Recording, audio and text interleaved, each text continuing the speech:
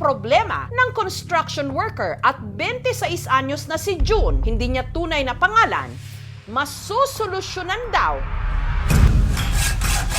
ng hawak niyang lagari.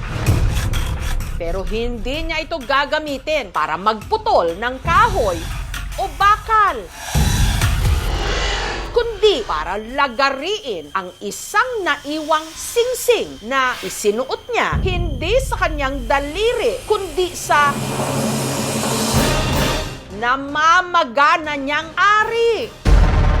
Naipit sa singsing. Sabi nga huwag mo yan, sakit niya eh. Oh. Masakit talaga yan. Tanga-tanga ka eh. Liligarin ko po dapat eh. Pero hindi rin natin yan. Sabi niya, bahala na maputol basta mabubuhay daw siya. Masakit ka nga. Send ko nga kay KMGS para tulungin ka. Buang kaya tayo. Awit mo na, bakit sakit na kaya? Nagawa mang tawanan ni June ang sitwasyon. Baliw kaya tayo eh. Pero ang kanyang kalagayan, napaka-sensitibo. Napaka-delikado. Buang makang. Bakit mo linagay yung singsing dyan? Bagang-baga na. Sabi nga huwag mo yan, sakit niya eh. Oh. Masakit talaga yan. Tabu o bawal dapat pag-usapan ang paksang ito. Ginagawa pang ang katatawanan ng iba. Pero ang nakababahala rito, base sa aming pananaliksik, marami ang mga kaparehong kaso. Pero bakit nila ito ginagawa? Alam mo, hindi rin natin yan. Tas mo. Masakit nga yan.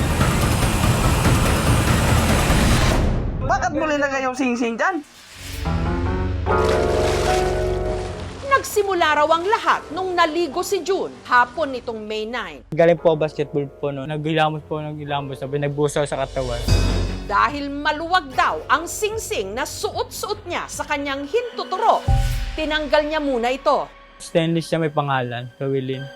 At para hindi raw ito mawala, ito ang naisipang gawin ni June. Ang bagay na habang buhay niyang pagsisisihan. Napasok ko po yung singsing sa ari ko. Isang beses ko lang po sinubukan yun.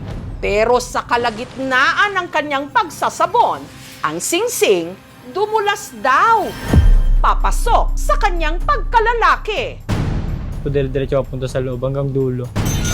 Hindi naman po maski, parang sumakto lang siya sa may buto. Sa buto niya, kung hindi ko na po matanggal. Hanggang nag-face na po, palit ako ng damit. Pinabayaan ko na lang po. Isip ko bawal tatanggal lang din. Lumipas ang ilang oras, may napansin siya.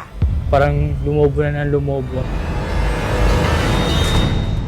Hanggang kinabukasan, ang ari niya na may nakakabit na singsing, tuluyan ng namaga. Parang sa bitag ba nakasakal na. Manid na siya, magapang na sa buong katawan ko na yung kirot.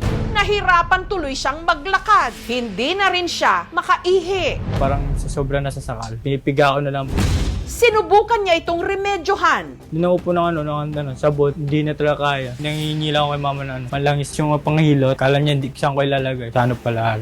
Pero nung ipinahid niya ito sa kanyang ari, Mahapdi na pag may sugat na pala sa loob. Hindi ko na po kayang tiisin. Nagwala na po sa kwarto. Sabi nga huwag mo yan, sakit niya eh. Oh. Masakit talaga yan. Tanga-tanga ka eh. Masakit ka nga. Ginadaan ko na lang ako sa tawag, yung sakit. Sabi ko lang kasi kay mama na lumaki yung ano ko. Kala ko nanunod siya. Pinabayaan ko muna siyang nakahiga. Tas mo. Masakit nga yan. Yung nakita ko po yung ari ng kapatid ko po. Halos mas kasi laki po siya ng latang sardinas. Lumulobo po siya. Mukha po siyang puputok puno na yun. ang construction worker mula Cavite na si June, hindi niya tunay na pangalan, sising-sisi at walang singsakit ang dinanas nang ang isang singsing isinuot niya hindi sa kanyang daliri kundi sa kanyang ari. Naipit sa singsing. Hindi ko na po matanggal. Parang bitag ba nakasakal na. Sabi nga huwag yan, sakit na eh. Oh. Masakit talaga yan, tanga-tanga ka eh. Magapang na sa buong katawan ko na yung kirot. Buang makang. Bakit mo nilagay yung singsing dyan? Yung nakita ko po yung ari ng kapatid ko po. Halos mas kasi laki po siya ng latang sardinas. Lumulobo po siya. Mukha po siyang puputok puno na yun. Masakit nga yan. Patay na wala ka ng Si June, isinugod sa PGH o sa Philippine General Hospital sa Maynila. Nagulat ako kasi talagang severe na yung case ng patient. It's a case of penile strangulation na more than 48 hours na. Sobrang inflamed o magang-maga na yung kanyang ari. Pinaka-worst na effect nito is magkaroon ng problema dun sa normal na blood circulation dun sa penis. Yung blood flow sa dulo ng ari ay napipigilan, nagkakaroon ng problem dun sa flow. Kadalasan nabubulok yung ari ng pasyente. Dun sa skin, nagkakaroon ng ulceration, pati yung urethra or yung daanan ng ihi ay naaapektuhan na rin. So nagkakaproblema na rin siya sa pag-ihi. It can lead to amputation o sarili na mismong napuputol yung ari pagka talaga nagkaroon ng sepsis, septic shock hanggang sa pwede siyang mamatay. Naipit sa singsing. Ang penile strangulation ay isa raw bibihirang kaso, ngunit madalas pa rin naiuulat sa mga naisusulat o mga literatura ng field of medicine na kung tawagin urology. Sa isang pag-aaral noong 2013 na inilathala sa International Journal of Urology, mahigit 100 kaso ang naitala sa iba't ibang panig ng mundo ng mga ari ng lalaki na sinuutan ng mga bagay katulad ng wedding ring, metal socket at plastic na bote. Ayon sa mga eksperto, may iba't ibang psychological na dahilan kung bakit ito ginagawa o nangyayari. Una, para sa sexual na eksperimento. Pangalawa, dahil sa curiosity at peer pressure. Sa madaling salita, naghamunan o nagkantsawan o hindi kaya masubukan lang. Dahil sa kahihiyan o takot, ang iba hindi agad humihingi ng tulong hanggang huli na ang lahat. Bagang-baga na.